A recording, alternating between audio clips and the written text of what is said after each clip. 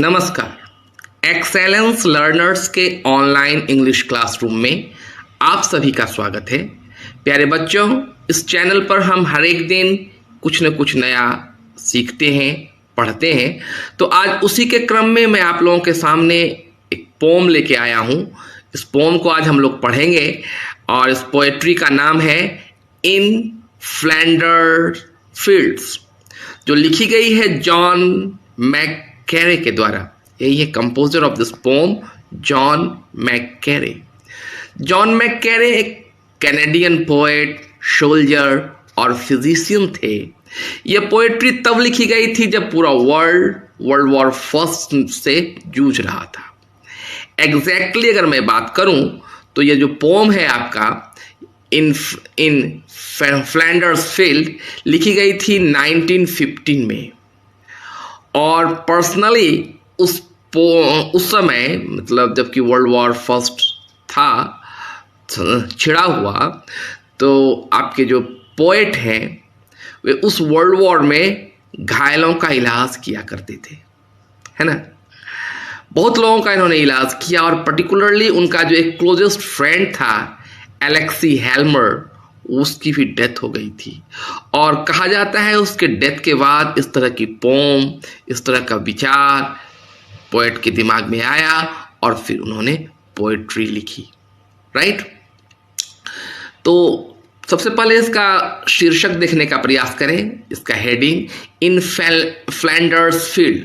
Flanders जो है Belgium का एक जगह है और उस जगह पर बहुत सारे सोल्जर को दफनाया गया था, उनका ग्रेवयार्ड था और उसके बगल में ही पॉपी, जो एक रेडिश कलर का फ्लावर होता है, उसका फील्ड था। तो उस दोनों के बीच में कैसा सामंजस्य स्थापित किया है पोएट ने, उन दोनों के माध्यम से क्या कुछ पोएट हमें कहना चाह रहे हैं इस पोम में, इसकी पूरी व्याख्या मैं आज आप लोगों के सामने करूंगा। ठीक है, तो चलिए पेन और पेपर लेके रेडी हो जाइए। साथ ही साथ जिन लोगों ने अब तक मेरे इस चैनल को सब्सक्राइब नहीं किया है, मैं उनसे एक बार फिर रिक्वेस्ट करूंगा वे अभी का भी मेरे इस चैनल को सब्सक्राइब करें और सब्सक्राइब करने वक्त बेल आइकन को प्रेस करना बिल्कुल भी ना भूलें। तो चलिए इस चैनल को सब्सक्राइब कीजिए। मैं अभी आपके सामने जो पोम है इन फ्लैंडर्स फील्ड, इसकी व्याख्या तुरंत करता हूं। ठीक है,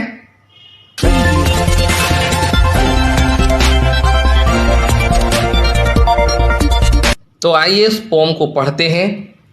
और पोम स्टार्ट होती है इस लाइन से। In Flanders field, the poppies grow between the crosses, row on row that mark our place, and in the sky, the lark still bravely singing, fly, scare, heard amid the gun below. So this is the first stanza of this poem. और इस pome के first stanza में poet describe कर रहे हैं poppies को। Poppies एक बड़ा ही सुंदर रेड कलर का फ्लावर होता है, ठीक ना, ठीक ऐसा ही फ्लावर होता है वह। तो वह कहां पर ग्रो कर रहा है? Between the crosses, row and row, क्यारियां लगी हुई हैं क्रॉसेस की। और आप जानते हैं कि जब ग्रेवयार्ड बनाया जाता है क्रिश्चियन का, तो वहां पर क्रॉस लगा दिया जाता है। तो पोएट यहां पर कह रहे हैं कि यहां पर बहुत सारे ग्रेवयार्ड हैं, ग्रेवयार्ड की कतार लगी हुई है, दैट मार्क आवर प्लेस। और यही ग्रेवयार्ड जो है लैंडमार्क बना हुआ है हमारी जगह का। एंड इन द स्काई, और आसमान में, the lark still bravely singing.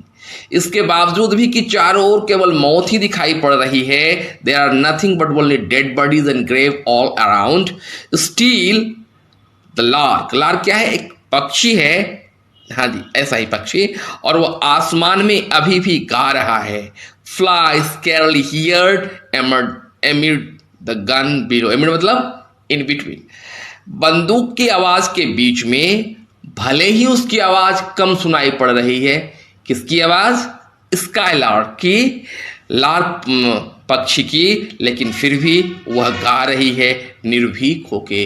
Poet इस स्टेंजा के माध्यम से हमें कहना चाह रहे हैं मौत या वॉर कितना भी क्यों न हो, जो नेचर होता है, जो ब्यूटी ऑफ नेचर, वो रुकती नहीं।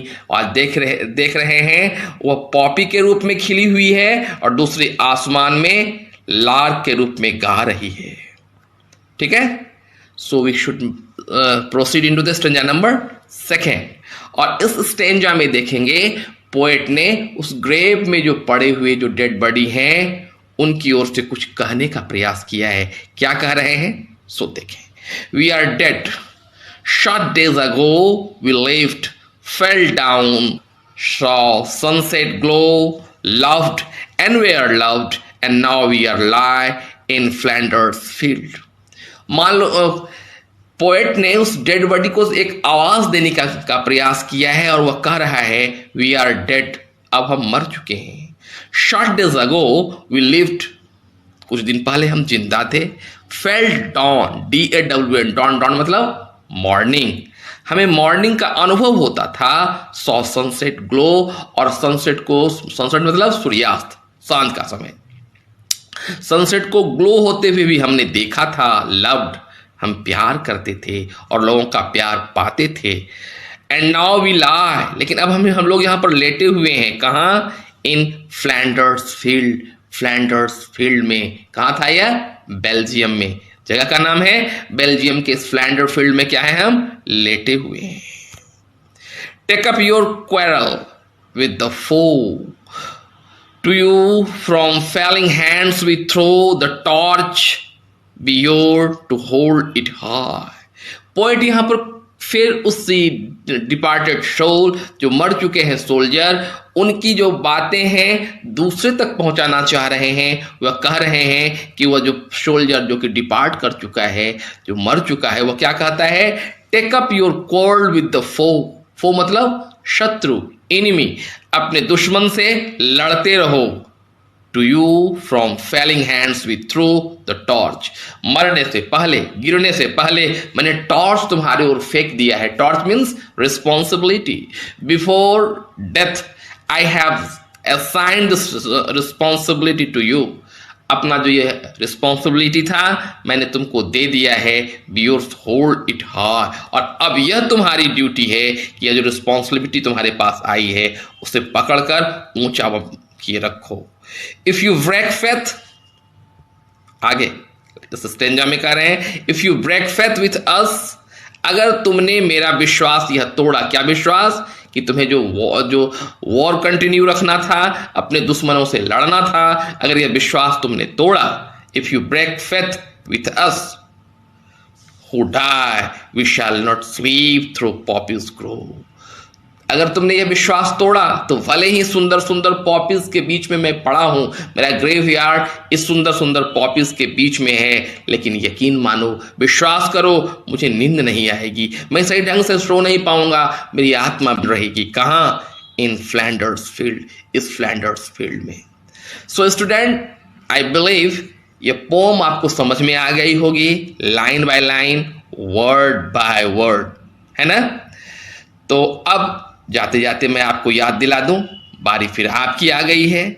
जिन लोगों ने अब तक मेरे इस चैनल को सब्सक्राइब नहीं किया है वे अभी का अभी मेरे इस चैनल को सब्सक्राइब करें, और यदि वीडियो आपको अच्छा लगा हो तो लाइक भी करें, शेयर करें, और इस वीडियो के बारे में यदि कुछ आपको अपना फीडबैक देना है, कमेंट लिखना है, तो कमेंट बॉक्स में जाकर लिख दीजिए ना, ठीक है। तो चलिए आज के लिए बस इतना ही, मिलते हैं अगले बार किसी नए एक्सप्लेनेशन के साथ, किसी नए सब्जेक्ट के साथ। तब तक के लिए धन्यवाद।